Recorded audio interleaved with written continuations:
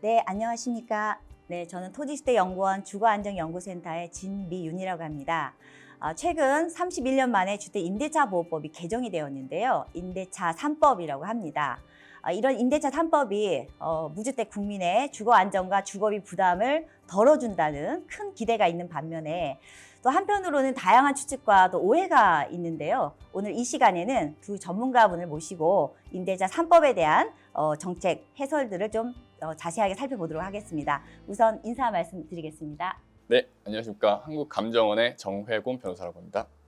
예, 안녕하십니까. 법무법인 민민의 김남근 변호사입니다. 이런 계약갱신제도, 인상률 상한제와 같은 제도를 서구 유럽이나 미국의 대도시 지역에서는 임대차 안정화법이라고 얘기를 합니다. 리스 스테빌라이제이션 액트라고 그렇게 얘기를 하는데요. 서구 유럽에서는 이게 1960년대부터 시작을 해가지고 뭐 여러 우여곡절이 있었지만 지금까지도 이런 제도들이 유지되어 오는데, 한국에서는 이제 뒤늦게나마 이 제도가 도입이 돼서 이제 본격적으로 세계적으로 보편적인 임대차 보호법이 시작되었다는 점에서 의미가 있다고 생각이 듭니다. 네. 그럼 임대차 3법이 이제 구체적으로 좀 뭔지 좀 쉽게 변호사님께서 좀 설명 부탁할까요? 네. 네. 네. 임차인의 계약갱신 청구권이랑 네. 그 전월세 상한제, 그리고 주택임대차 신고제라는 세 가지 내용을 골자로 하는데요. 그 흔히들 3법이라 해가지고 이제 세 가지 법이 바뀌었냐 하시는데, 계약갱신 청구권과 주택 그 임대차 임대료 상한제는 주택임대차 보호법에서, 그리고 이제 임대차 신고제는 부동산 신고법에서 규율하기 때문에 사실상 두 가지 법이 바뀌었다고 볼 수 네. 있습니다. 근데 용어가 조금 어려워요. 계약갱신 청구권, 전월세 상한제 좀 약간 낯설기도 한데요. 근데 계약갱신 청구권은 일단은 임대차가 이제 만료되기 전에 임대인에게 한 번 더 거주하겠다라는 의사 표현을 하게 되면 계약갱신 청구권이 행사가 될 것 같고요. 이 경우에는 이제 추가적으로 2년을 더 살 수가 있습니다. 자, 이때 이제 임차인께서 임대인에게 이렇게 요구를 할 때, 근데 임대인은 정당한 사유 없이는 이걸 거절할 수 없다라고 합니다. 이때 이제 이 정당한 사유라고 하면 좀 구체적으로 어떤 건지 조금 자세히 크게는 설명. 이제 두 가지거든요. 이제 하나는 임차인이 잘못이 있었을 때 임대료를 연체했거나 또는 이제 고의나 중과실로 그 집을 파손시키거나 이런 걸 했을 경우에는 이제 그 갱신을 거절할 수가 있고요. 또 하나는 이제 임대인의 입장에서는 내가 직접 사용을 해야 된다, 내 가족이 직접 사용해야 된다, 이런 건 이제 정당한 사유가 인정이 되니까 그런 경우는 갱신은 거절할 수 있는데요. 다만 이제 우려가 되는 게 임대인들이 임차인을 내보내려고, 실제로는 자기가 거주하지 않을 건데 이제 허위로 그렇게 얘기할 수가 있잖아요. 그런 경우에는 이제 나중에 그게 밝혀졌을 경우에는 임차인들이 손해배상 청구를 할 수가 있습니다. 그러면은 이제 월세 3개월치에 대해서 손해배상을 청구를 하거나, 아니면은 이제 임대인이 그 2년 동안 얻을 수 있었던 그 이익에 대해서 그걸 손해로 보고 청구를 할 수 있거나, 또는 임차인이 직접 손해 본 거요. 뭐 이사를 해야 된다든가 다른 곳에 가서 임대차를 하는데 높은 임대료를 물게 됐으니까 그 차액을 청구한다든가, 이렇게 세 가지 중에 이제 선택해서 할 수 있는데, 그 중에서 가장 높은 것으로 이제 선택해서 청구를 할 수 있도록 하고 있습니다. 그 임차인께서 이렇게 잘 좀 인지를 하셔가지고 이런 이제 불이익을 당하지 않도록 잘 해야 되겠습니다. 그리고 이 법률로 그러면 이제 뭐 좀 무엇이 더 달라지게 되나요? 가장 큰 내용은 이제 계약갱신 청구권의 도입인데요. 이제 임차인의 경우는 이제 그러니까 이전법상 2년만 이제 거주를 보장받았는데 2년 더 보장받음으로써 이제 주거 안정을 도모할 수 있고, 이제 반면 임대인 입장에서는 임차인에게 이제 계약갱신을 거절할 때 좀 불편했었는데, 이 거절 사유를 좀 명문화함으로써 좀 합리적으로 이제 계약의 이런 거래 관행이 이제 정착되지 않을까 하는 그런 의의가 있습니다. 네네. 그러니까 임차인의 권리가 조금 더 강화됐다 이렇게 강화됐습니다. 이해를 할 네. 수가 있겠고요. 그럼 또 이제 전월세 상한제 같은 경우도 이제 계약갱신을 할 때 적용이 되는 거죠? 네, 맞습니다. 임차인이 계약갱신 요구권을 이제 청구하면서 행사하면서 전세 보증금과 그 월세의 상한 범위를 5% 범위로 정하도록 개정했습니다. 그리고 각 지방자치단체도 조례로서 5% 범위로 자유롭게 그 상한 범위를 조정할 수 있게 되었고요.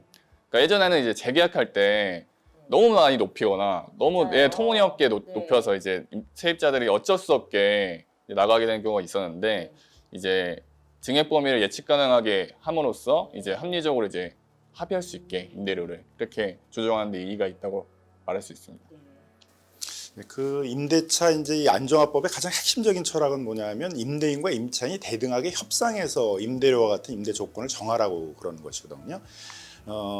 이제 2년만이 끝나고서는 재계약을 해야 되는 상황에 있어서는 이제 임대인이 보증금을 뭐 1억을 올려달라. 그래서 이걸 받아서 저기 계속 살 거냐 아니면 나갈 거냐 이렇게 이제 요구를 하게 되면 둘을 선택할 수밖에 없었는데 임차인은 쫓겨날 염려가 없어졌잖아요. 갱신이 되면. 그러니까 이제 대등하게 협상할 수 있는 조건이 마련이 되는 거죠. 그래서 대등하게 협상을 해서 임대료를 정하라는 것입니다. 다만 그렇게 대등하게 협상해서 정한 임대료도 5%가 넘으면 안 된다라는 거거든요. 근데 이걸 잘못 이해를 해서 마치 5%가 가이드는 아닌 것처럼 얘기해서 5%를 다 올려야 되는 것처럼 하는데 이제 그건 이제 이 제도를 잘못 좀 이해한 것으로 봐야 될 거고요. 또 시중에서는 이 제도 때문에 이제 전세 가격이 오르고 있다 이렇게 또 얘기하시는 분들도 있어요. 근데 약간 이건 좀 인과관계가 거꾸로 된 거죠. 전세 가격이 오르고 있으니까 이제 이걸 더 못 오르게 하기 위해서 이 제도를 이제 도입한 것이죠. 보통 이제 그 매매 가격이 오르게 되면 한 2년 정도 터울을 두고 그게 전세 가격을 또 끌어올리거든요. 그래서 그 매매 가격이 한 60% 정도 수준이 되게 전세 가격이 형성이 되는데 그런 현상이 지금 막 작년 말서부터 일어나고 있는 거죠. 그래서 급속하게 전세 가격이 오르게 되니까 세계 보편적으로 하고 있는 이런 임대차 안정화법을 이번 기회에 도입하게 된 것이다. 이렇게 생각하면 될 것 같습니다.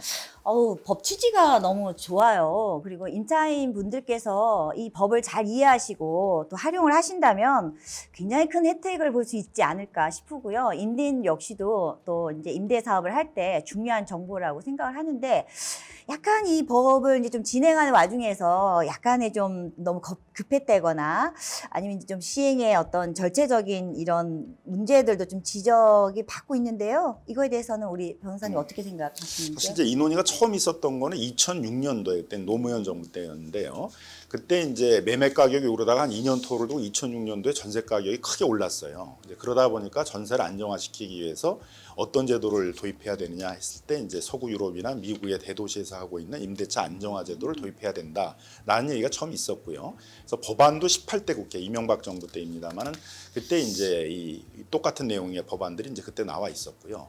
그 당시에는 아마 18대 국회 말쯤에는 그럼 다 하기가 어려우면 강남 사구와 같이 전세 가격이 많이 오른 지역부터 해보자라는 이제 그런 이렇게 여야가 좀 합의하는 그런 내용들이 좀 있었고요. 19대 국회에서도 서민주거특위라는 걸 만들어서 이 법을 어떻게 도입할 것인가 논의를 했었고 그때 다 도입하지 못하면 계약갱신 청구권이라도 먼저 도입하자 그런 논의가 있었습니다. 20대 국회에서도 법안이 가장 많이 나온 제도가 22개의 법안이 20대 국회에서 나왔거든요. 네. 역사적으로 보면 굉장히 오랫동안 좀 논의를 해온 제도가 이제 네. 도입된 거라고 볼 수 있겠습니다. 근데 이제 이번에 이제 법 통과해서 그러면 살짝 이제 좀 오해가 있거나 사실 그 긴 좀 역사와 또 우여곡절이 있었던 것을 이제 또 모르시는 분들이 있었던 것 같고요. 뭐 그런 점도 있겠고 또 이 네. 제도가 이제 임대인과 임차인이 대등하게 협상해서 임대 조건을 정해야 되는데 그러려면 이제 여러 가지 또 이렇게 뒷받침되어야 되는 행정이나 제도가 있거든요. 네. 예를 들면 다른 나라 같은 건 세입자 단체들이 많이 육성이 돼서 세입자 단체들이 협상을 할 때 임차인을 이제 대변해서 임대인과 협상을 지원해 준다든가 임차인과 상담을 해 준다든가 이제 이런 제도들이 있는데 아직 이제 우리는 세입자 단체가 육성이 잘 안 돼 있고 지방자치단체마다 세입자들을 상담해 주는 뭐 상담센터 같은 것들이 이제 많이 안 돼 있어서 서울시나 경기도 이제 이런 곳에서 지금 막 그런 상담센터를 만들고 있고 또 이게 협상을 하는데 협상이 처음엔 잘 안 될 거 아니에요? 그래서 그렇다고 이걸 다 법원에 가서 소송하려면 뭐 시간도 많이 걸리고 안 되니까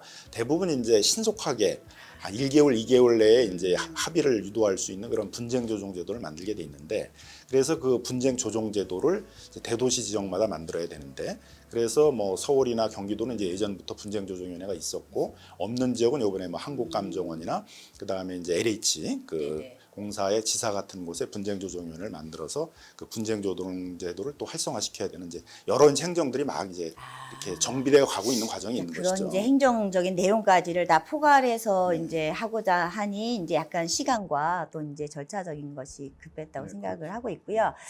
지금 우리나라의 이제 무주택 임차 가구가 한 800만 가구가 넘습니다. 전체 국민의 42%인 845만 가구께서 지금 이제 전월세에 거주를 하고 계시고요. 지금 살고 있는 집도 적어도 4번 내지 5번을 이사했다는 통계가 있습니다. 근데 그것은 바로 지금 우리가 개정되기 법이 임대차 계약의 상한이 2년으로 되어 있다는 한계가 매우 크죠. 따라서 이제 이번에 이제 법 개정으로 인하여 이제 거주기간 측면에서는 굉장히 좀 주거 안정이 좋아졌다. 이렇게 좀 저는 개인적으로 평가를 하고 싶습니다. 네, 이번에 계약갱신 청구권이 도입됨으로써 2년 거주 후 희망한다면 2년 더 거주할 수 있는, 그래서 최장 4년의 임대 기간이 보장받을 수 있게 된 거죠. 세계적으로 이제 임대차 안정화법의 핵심적인 내용들은 이제 거주 기간을 좀 장기적으로 해서 거주의 안정성을 기하는 것이거든요. 근데 우리 주택임대차보호법은 지금까지는 전세 보증금을 보호하는 뭐 네, 경매 같은 게 됐을 알았어요. 때 전세 네. 보증금을 어떻게 보호할 것인가에 초점이 있다 보니까 세계 보편적으로 하고 있는 그 거주 기간에 대한 보호들은 좀 상당히 소홀히 되어 있었습니다. 그래서 이번 기회에 이제 갱신을 한 번 할 수 있는 제도가 좀 도입이 됐는데, 사실은 이제 세계 보편적인 제도는 기간을 정하지 않은 거예요. 로마법 이래로 고용과 이 임대차는 기간을 정하지 않은 거였고, 그 대신 임대인의 입장에서는 뭐 나나 내 가족이나 뭐 독일 같은 경우에는 내가 숙식을 제공해야 되는 고용인들에게 이제 이 주택을 제공할 필요가 있는 경우에는 임차인을 내보낼 수 있는 이제 정당한 사유가 인정이 되거든요. 그래서 좀 이런 제도로 좀 유지를 해왔던 것들인데, 그런 점에서 이제 이게 이제 임대차 보호법의 시작이라고 생각을 하고, 우리도 이제 계속적인 논의를 통해 가서 이런 이제 임대차 안정화법들을 좀 정착시키는 그런 노력을 해야 될 것 같아요. 이번에 이제 그 임대차 신고제도 통과가 됐습니다. 그래서 이 임대차 신고제는 어떤 제도인가요? 네, 임대차 신고제는 말 그대로 임차인과 임대인이 공동으로 임대차 계약 내용을 신고하는 제도입니다. 이제는 이제 임대차 계약의 내용도 의무적으로 신고하게 된 거죠. 그러니까 정부는 임대료나 임대기간 같은 임대차 정보를 보유함에 따라 국민들에게 신속하게 제공할 수 있게 되었고요. 시행은 내년 6월 1일부터 하게 됩니다. 그러니까 계약갱신 청구권과 전월세 상한제는 2020년 7월 31일부터 시행이 됐고요. 네. 지금 말씀하신 임대차 신고제는 2021년 내년입니다. 내년 6월 1일부터 시행하는 제도라고 하겠습니다. 그러면 이제 이 신고제가 이제 이렇게 또 내년부터 시행이 되면 또 이제 뭐가 좀 좋아지나요? 요 신고 제도를 운영하는 방식이 이제 두 가지가 있습니다. 하나는 이제 뉴욕 같은 경우에 있어서는 그 새로 임대차 계약을 체결하는 임차인이 종전 임대차의 임대료가 얼마인지를 알 수 있도록, 그 이력을 알 수 있도록 지원해 주는 제도가 되거든요. 그러면 신규 임차인의 입장에서는 종전의 임대차의 임대료가 얼마였다는 걸 알 수 있으니까 임대인이 터무니없이 높은 가격을 부르더라도 그거에 응하지 않을 거 아니겠어요? 그래서 이 정보의 비대칭 때문에 임차인이 불공정한 계약을 맺을 가능성이 있는데, 그런 것들을 이제 공정하게 좀 계약을 맺을 수 있도록 그런 임대차에 대한 이력 정보를 제공하는 그런 의미가 있겠고요. 내년부터는 좀 더 완벽한 임대차 3법의 본 모습을 좀 띄지 않을까 기대를 한번 해보고요. 자, 이렇게 임대차 3법에 대해서 이 두 전문가분을 모시고 좀 아주 상세하게 설명을 듣고 알아봤는데요. 좀 많이 이해가 되셨으면 좋겠습니다. 이어진 시간에는 우리가 좀 Q&A로 임대차 3법을 구체적으로 어떻게 실생활에 또 적용이 되고 주거 안정의 혜택을 받을 수 있는지 설명을 드리도록 하겠습니다. 네, 오늘 나와주셔서 감사드립니다. 네, 네, 감사합니다. 감사합니다. 네.